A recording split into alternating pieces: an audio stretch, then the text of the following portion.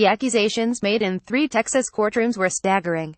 Witness after witness described how a notorious drug cartel pumped money into Mexican electoral campaigns and paid off individual politicians and policemen in the border state of Coahuila to look the other way as hundreds of people were massacred or forcibly disappeared.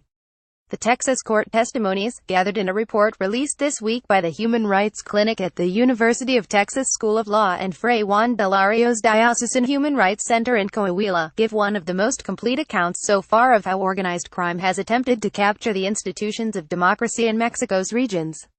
The report prompted outrage among activists who have worked with victims of violence. But the accusations were met with sharp denials from Mexican politicians and a pointed lack of interest from judicial officials. The Mexican public, meanwhile, mostly shrugged, even as the country endures its most violent year on record and the crackdown on organized crime seems unlikely to end anytime soon. The lack of action from government is to be expected, said Jorge Cawaz, a security analyst in the city of Monterrey. But the lack of outrage by Mexicans is just disheartening. We've become numb to excessive violence. There's no leadership in government or in the streets, and Mexican media is practically useless for holding power accountable. Allegations that Mexican politicians have acted in cahoots with drugs cartels have been common for decades, though such accusations have seldom resulted in thorough investigations, let alone criminal convictions. Even after sworn testimony in U.S. courts has described corruption, Mexican officials appear unwilling to act. For Mexicans, it's always sad to hear that the real investigations against crime and corruption in Mexico have to be done elsewhere in order for them to actually mean something or obtain a result, said Esteban Ilades, editor of the magazine Nexos. Mexico's militarized crackdown on drug cartels over the past decade has cost more than 200,000 lives and left more than 30,000 missing. But by its own terms, it has been a failure. 2017 is shaping up to be the country's most violent year on record. Los Zetas, a band of elite SOLRs who became cartel enforcers and then established their own criminal empire, have been weakened in recent years after their senior leaders were kidnapped, and the group split into rival factions. But from 2006 to 2014 the group terrorized swaths of northeastern Mexico.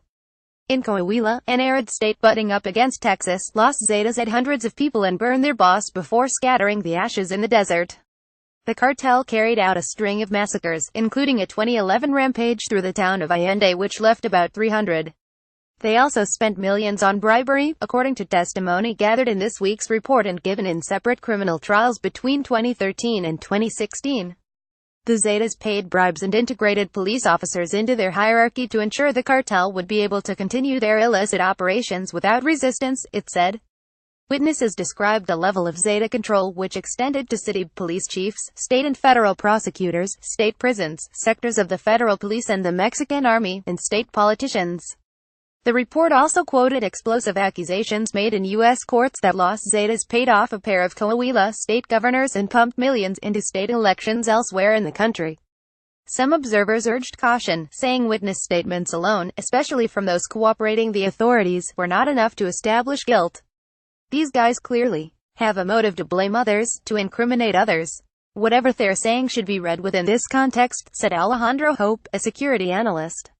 It's hard to believe that, in the Zetas' peak years in Coahuila State, 2010, 2011, 2012, they had no connections with the state apparatus in Coahuila, he added. Did it go to the top? I'm not sure.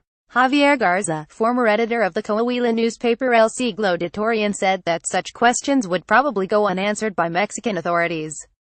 These statements were told under oath, so supposedly what they're saying is true, but it's never been corroborated because nobody in Mexico investigated.